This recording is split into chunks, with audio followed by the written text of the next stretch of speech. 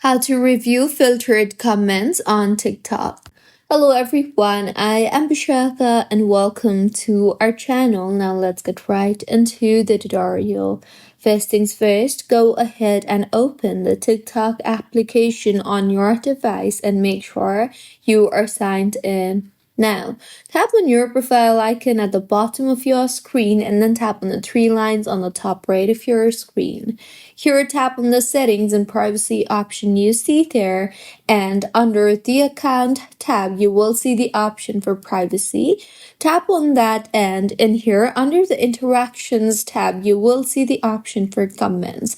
So tap on the comments option and then tap on the review filtered comments option you see there. And now in this particular interface, you will be able to filter spam and offensive comments and review them. So this was about how you can review filtered comments on TikTok. If you find this tutorial helpful, please like the video and do comment if you have any queries.